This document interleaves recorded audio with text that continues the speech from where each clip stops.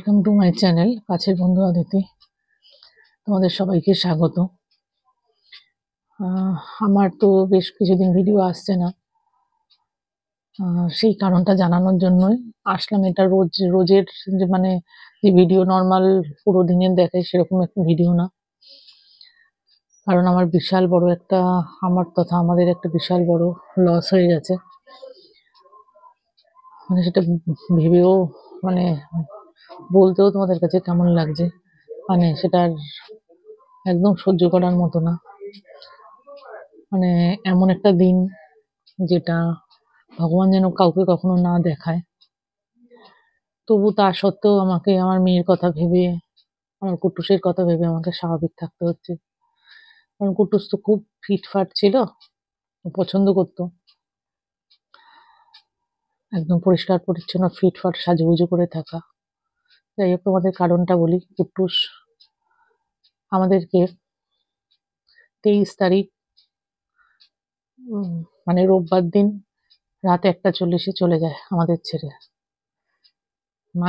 এই অভাবনীয় অকল্পনীয় যে আমার ক্ষতি, সেটা ফুলফিল হওয়ার মতো না। কি অসুবিধা ছিল কিছুই বুঝতে পারলাম না, কেন হলো। মাঝখানে 45 মিনিট টাইম ও একা ছিল। একা ছিল বলতে আমি দেখেছি ও ঘুমোচ্ছিল। এর মধ্যে যে কি হয়ে গেল আমি কিছুতেই কিছু বুঝতে পারলাম না, কিছুতেই মেলাতে পারছি না সব হিসাবগুলো।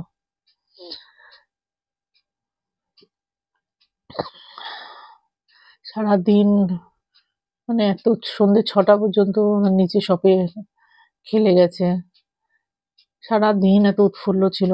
তারপরে ওপরে গিয়ে আমি ওকে, কাস্টমার এসেছিল, আমি ওকে বললাম যাবো বা উপরে গিয়ে শো, মামাম আছে। দেখেও এলাম মামামের কাছে ঘুমোচ্ছে। তারপর মামাম পড়তে গেল, আমি মাঝখানে দুবার দেখে এলাম ঘুমোচ্ছে। মাঝখানে 45 মিনিট আমি ওকে নিতে পারিনি খোঁজ, কারণ আমার একটা কেকের অর্ডার ছিল যেটা আমি একদম ভুলে গেছিলাম। সেটা 8টার সময় নিতে আসতো। তা সেটা তাড়াহুড়া করে ক্রাম কোডটা করা ছিল, তাড়াহুড়া করে কমপ্লিট করছিলাম, করে জাস্ট আমি ফ্রিজে ঢুকিয়েই ওকে গেছে। আর আমি সিঁড়ি দিয়ে বলতে বলতে উঠছিলাম যে বাবা কত ঘুমাবি, রাত্রে কি চোর তাড়াবি, রাত্রে জেগে থাকবি আর আমাকে ঘুমাতে দিবি না। এসব বলতে বলতে উঠছি। যখন আমি লাস্ট একটা উঠছি তখনই দেখলাম ও ঘরের ভেতরে কিন্তু দরজার সামনে একদম ছটফট করছে। সঙ্গে সঙ্গে আমার যা যা জানা টিপস গুলো সেগুলো করলাম, ডাক্তারকে ফোন করলাম, ওষুধ বললো, ওষুধ খাওয়ানো হলো, দিদিদের খবর দিলাম, সবাই আসলো, ডাক্তারকে খবর দিলাম, ডাক্তার আসলো। ততক্ষণে ওর ডাক্তার যতক্ষণে এসছে ততক্ষণে ওর কনভালশন টাইপের যেটা হচ্ছিল, খুব কাঁপুনি হচ্ছিল, সেটা থেমে গেল। থেমে ও বেশ ঘুমোচ্ছিল। ডাক্তারবাবুকে তাও জিজ্ঞেস করেছিলাম একটু অক্সিজেন লাগবে কি স্যালাইন লাগবে। ডাক্তার বললো না, স্যালাইন তো দেওয়াই যাবে না, স্যালাইন দিলে কোল্যাপস করে যাবে। ঠিক আছে, কোনো সমস্যা নেই। ডাক্তারবাবু দেখে গেলেন ওই 9টা, 9:15 নাগাদ। তখন বললেন যে না, ও 10:30 থেকে 11টার মধ্যে উঠে যাবে। আর যদি আজকে রাত্রে কিছু না খায় তাহলে জোর করবেন না, তাহলে একটু ওআরএস খাইয়ে দেবেন, দিয়ে ওকে একদম রেস্ট নিতে দিন। পরের দিন সকালবেলা যদি স্বাভাবিক হয় তাহলে স্নান করে দিতে, আর নাহলে যদি দুর্বল থাকে শরীর তাহলে গাটা ভালো করে স্পাঞ্জ করিয়ে দিতে। এই বলে গেলেন। আমি ভাবছি উঠবে উঠবে উঠবে, ঘড়ি দেখছি মেয়ে তো ছিল না। মেয়ে আসলো তারপরে, যখন 11টা, 11:15 বেজে যাচ্ছে তখনও উঠছে না। 11:30 নাগাদ থেকে ও একটা কিরকম একটা মানে কেঁদে, ব্যথা হলে যেমন একটু হয় না, একটু অস্বস্তি হলে কিরকম একটা আওয়াজ করে করছিল, কষ্ট হচ্ছিল ওর খুব। সেটাও আমি ভিডিও করে আবার ডাক্তারবাবুর সঙ্গে কথা বললাম। তো ডাক্তারবাবু বললেন না, চিন্তার কিছু নেই।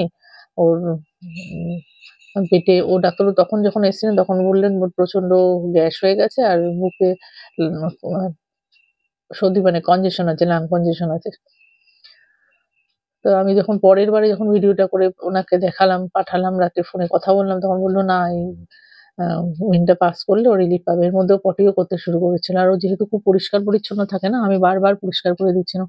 সবাই বলছে এরকম করছে তো হোক। তারপরে বললাম না, ও তো এতটুকু নোংরা থাকা পছন্দ করতো না। তো আমার কোনো ব্যাপার না, আমি ওকে একদম পরিষ্কার পরিচ্ছন্ন। আর ওকেও বলছিলাম বাবা লজ্জা পেও না, তুমি করো, আমি তোমাকে একদম পরিষ্কার পরিচ্ছন্ন, একদম নিট অ্যান্ড ক্লিন রাখবো। তো করে দিচ্ছিল, এরকম করতে করতে চললো। রাত 1:40-এ প্রচন্ড বড় একটা মানে খুব শব্দ হয়ে একটা উইন্ড পাস করলো। আমি তখনও পরিষ্কার করে দিলাম। করে আমি মাথার মুখে চুমু দিয়ে আদর করতে এসেছি যে, "দেখ দিয়া সবকিছু করে দিচ্ছি, তোর কিচ্ছু লজ্জার নেই।" ও না এরকম যদি যেটা ওর করার কথা না করে ফেললে খুব লজ্জা পেত সেই জিনিসটাতে। তো তখন আমি দেখলাম নাক মুখ দিয়ে ওর ওই যে লিকুইড পটির মতো যেটা সেটা বেরিয়ে একদম প্রচন্ড কাঁপুনি হয়ে ও শেষ হয়ে গেল। মানে স্থির হয়ে গেল একদম। মানে এখনো না ভাবতে পারছি না যে ও নেই। সারাদিন পেছন ঘুরতো। রাত্রে ৩টে ৪টে পর্যন্ত যতক্ষণ কাজ করি ততক্ষণ। দুপুরে একা থাকতাম। ও ঠিক চলে আসতো আমাকে দেখতে। ঘুরে দেখতে চলে আসতো। ইদানিং ওর শরীরটাও ফিট হয়ে গেছিল অনেক। এর আগে যখন আমি ওই বাড়িতে ছিলাম তখন ওর ওয়েট অনেকটা বেড়ে গেছিল। এর মধ্যে মানে যেহেতু ও ঘোরাঘুরি সমস্ত কিছু করে বা এখানে অনেকটা জায়গা পায়, ১ তলা ২ তলা ৩ তলা এরকম করতে থাকে, যাই করেই হোক ওর ওয়েটটাও অনেকটা কমেছিল। ডাক্তারবাবু সেদিনও দেখে বললেন যে, "না একদম ফিট হয়ে গেছে, বাহ! সুন্দর চেহারা হয়েছে।" আর তারপরে না উইন্ড পাস করছিল ঠিকই, কিন্তু সকাল থেকে তো কিন্তু ওর প্রবলেমটা আমার মনে হয় না হয়েছিল। মানে কোনো পেটে উইন্ড ছিল বলে। কারণ ওর যদি এরকম পেট আপসেট হতো তখন সেবেলা খাওয়া-দাওয়া বন্ধ করে দিত। তো সেরকমও কিছু করেনি। মানে এখনো না কল্পনা করতে পারছি না, ভাবতে পারছি না যে ও নেই।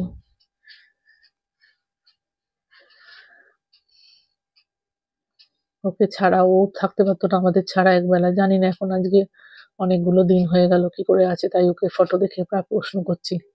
"তুই কি করে আছিস বাবা আমাদের ছেড়ে? তুই তো একদম থাকতে পারতিস না।" তোমরা বিশ্বাস করবে না, তার আগের দিন রাত্রিবেলা ও ঘুমিয়ে পড়েছে। আমি খাওয়া-দাওয়া করে আমার কাজ করতে নিচে চলে এসেছি। তো দিদিদের সঙ্গে মানে দিদিদের বিছানায় ঘুমোচ্ছিল। তো আমি ওকে আদর করে বলে এলাম, "বাবু এখানে ঘুমোচ্ছিস? দিয়া কি একা ঘুমোবে? দিয়া ভয় লাগে না?" তো একটু তাকিয়ে দেখে ঘুমিয়ে পড়ল।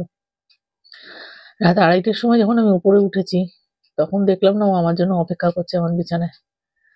আমি গেলাম তখন ও টান হয়ে শুলো। ওকে আদর করলাম।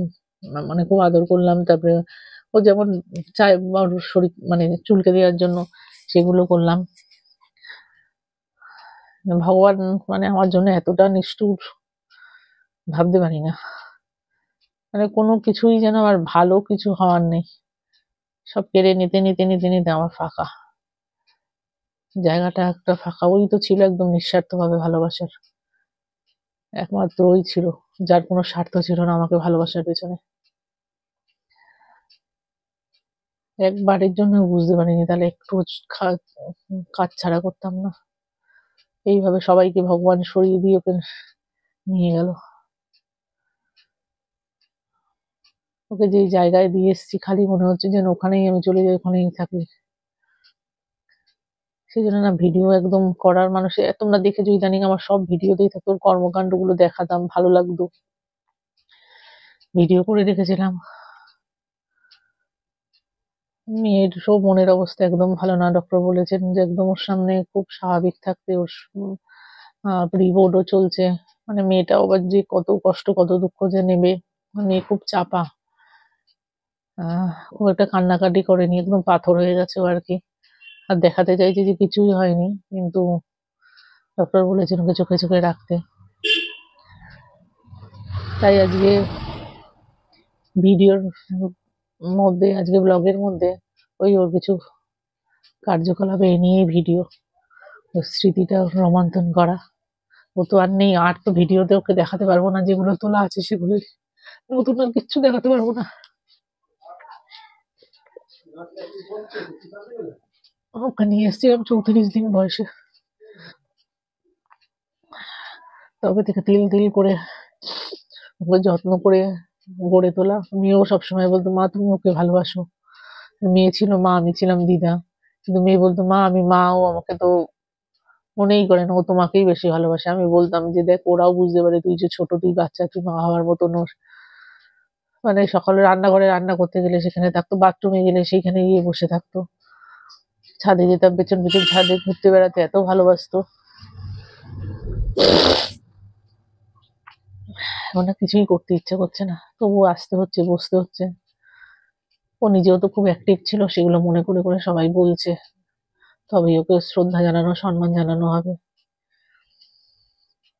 তো ওকে যেখানে রাখা হয়েছে, যেখানে ওর শেষকৃত্য হয়েছে, সেটা হচ্ছে নিখিল বঙ্গ কল্যাণ সমিতি বলে একটা সংস্থা, যেটা বাঁকড়াহাটে, জোকাছাড়ি বাঁকড়াহাটে।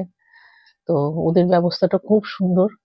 তো ওর জমি, ওর জন্য একটা জমির লিজ নেওয়া হয়েছে, সেখানেই ওকে রাখা হয়েছে। তো যেটা বলছিলাম তোমাদের, তো ওর জন্য ওই জমিটা লিজ নেওয়া হয়েছে। তো বছর বছর এটা মেনটেনেন্স চার্জ দিতে হবে। তো সেইটা ওর নামেই থাকবে, কারণ ও নিজের সমস্ত কিছু সম্বন্ধে খুব পজেসিভ ছিল। নিজের জিনিসপত্র নিজের নিয়ে ওগুলো কাউকে ধরা পছন্দ করতো না, ধরলেই ও নিজের মুখে করে নিয়ে ও এক জায়গায় রেখে দিত। আর আমিও না দেখতে পারবো না যে ওখানে ওর ইয়ের জায়গায়, ওর জায়গায় আবার 8 মাস 1 বছর পর্যন্ত ওরা রাখে, তারপরে ওটা আবার অন্য কোনো পশু পাখির কবর দেওয়া হয়। সেই জন্য আমি চাইনি সেটা।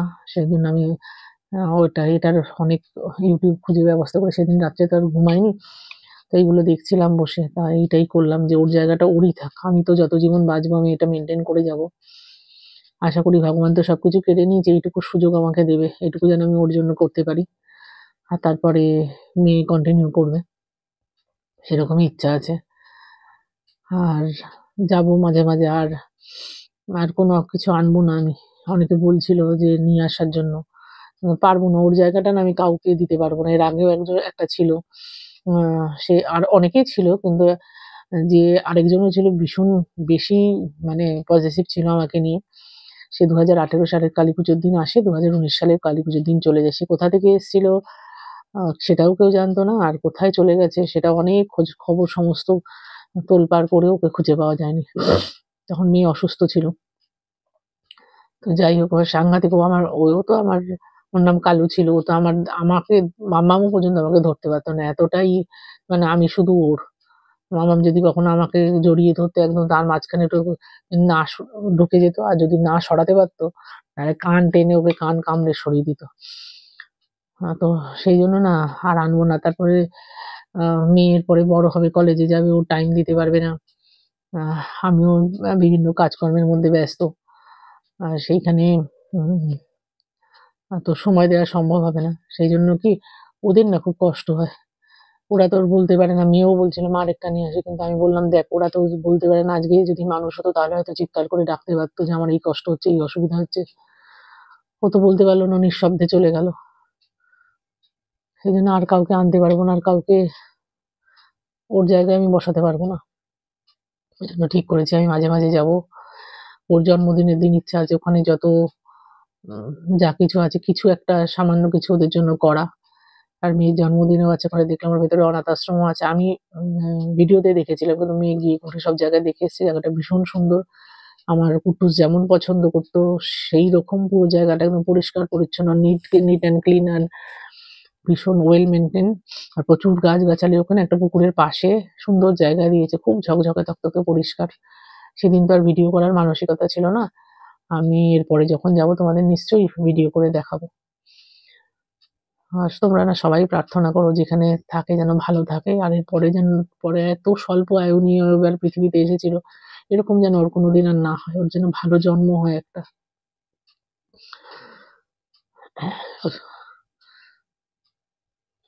এত ঠাকুরের কাছে বলেছিলাম, এত প্রার্থনা করেছিলাম, কিন্তু ঠাকুর শোনেনি, নিয়ে নিয়েছে আমার থেকে কেড়ে পুরো।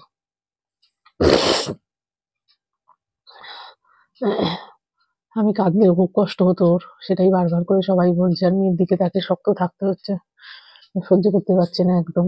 ভগবানকে বলছে আমাকে তো পারতে নিয়ে নিতে, ওকে কেন? ও তো একটা অবেলা জীব, অতটুকু ছোট্ট বাচ্চা, 3 বছর 3 মাস বয়সটাকে একটা বয়স বলো, চলে যাওয়ার মতো। তাই আর অন্য কিছু দেখালাম না, ওরই কিছু ফটো, কিছু ভিডিও তোমাদের সঙ্গে শেয়ার করছি।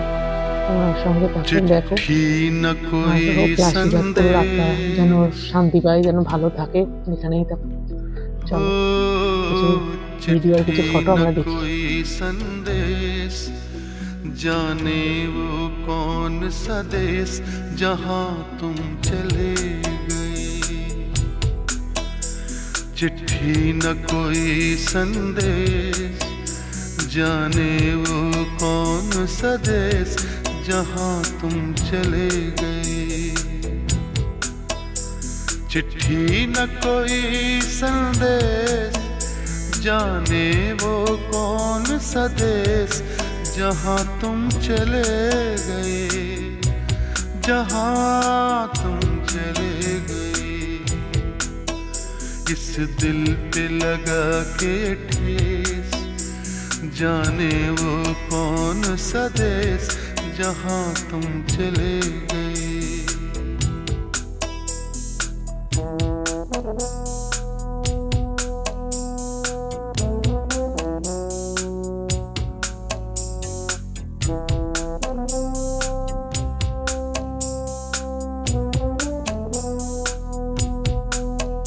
एक आह भरी होगी हमने न सुनी होगी, जाते जाते गुड्डू এই যে গুড্ডু দাদা, hello good morning, hello good morning. Guddu দাদার উঠে ব্রেকফাস্ট হয়ে গেছে, গুড্ডু দাদা এরকম করে কান ঝাড়া দিচ্ছে। কোথায় যাচ্ছে গুড্ডু দাদা? গুড্ডু দাদা খেয়ে উঠেছে, এখন গুড্ডু দাদার মুখ মুছে দিতে হবে। গুড্ডু দাদা নাহলে 5 মিনিট অপেক্ষা করবে, তারপরে গুড্ডু দাদা এদিক ওদিক মুখ মুছবে। গুড্ডু দাদার মুখটা ধুয়ে মুছিয়ে দিচ্ছি। গুড্ডু দাদা শুনছে কথা না? চলো দাদা দিচ্ছি দিচ্ছি দিচ্ছি বাবা, দিচ্ছি দিচ্ছি দিচ্ছি দিচ্ছি মুছিয়ে দিচ্ছি। হাতটা মনে সাতটা মনে ঘাটটা মনে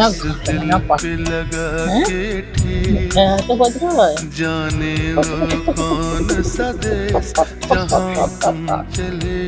শান্ত বাবা, শান্ত। আমি আর পাবো না, আর পারবো না গুটু, গুটু আর পারবো না। বাবা কত আদর করছে আমাকে, বাবা রে বাবা কি আদর করছি রে, কি আদর কি আদর। সন্ধ্যা বাবা মন্দাটা কি আদর করছে,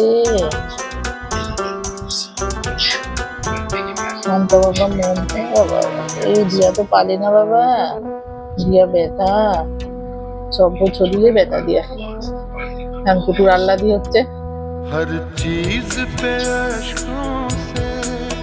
চলো একটু আদর করে আজকের ভিডিওটা আমরা এখানে এন্ড করলাম। আর ওই যে আমার এখানে কন্যা বসে আছে, সমস্ত কিছু দিয়ে আইসক্রিম খাওয়ার অপেক্ষা করছে। আইসক্রিমটা খেয়ে নিলে তারপর আমরা শোবো।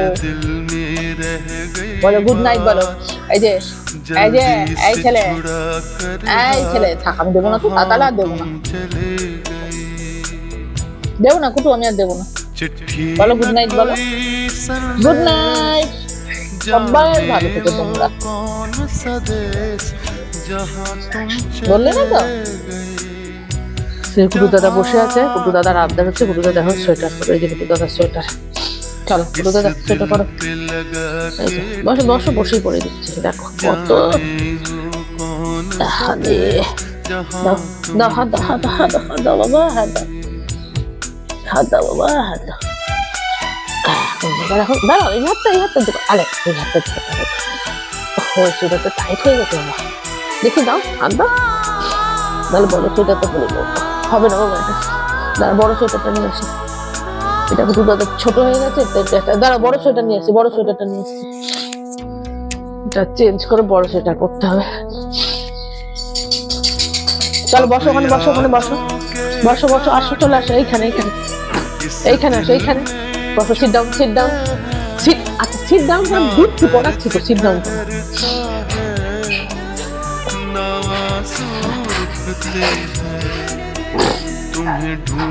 দাঁড়াও,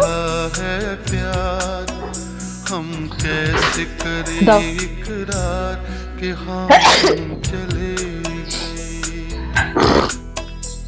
चिट्ठी न कोई संदेश, बसो सिट डाउन। कौन सा देश जहां तुम चले गए, जहां तुम चले गए।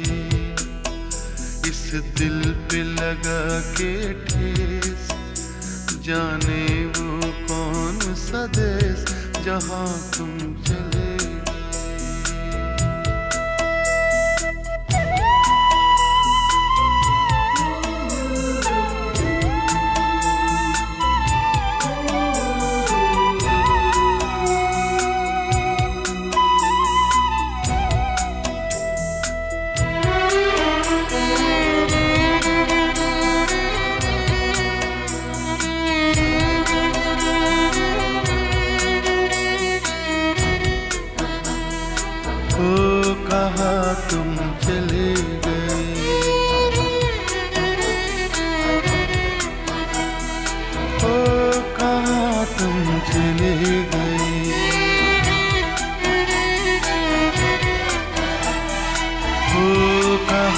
तुम चले गए। चिट्ठी न कोई संदेश हो, चिट्ठी न कोई संदेश, जाने वो कौन सा देश जहाँ तुम चले गए। चिट्ठी न कोई संदेश, जाने वो कौन सा देश जहाँ तुम चले गए। Body massage, body massage. चिट्ठी न कोई संदेश, बॉडी मसाज, जाने वो body massage, body massage, body massage, जहाँ तुम चले गए। गले लगবে না? इस दिल पे लगा के ठेस, जाने वो कौन सा देश जहाँ तुम चले गए।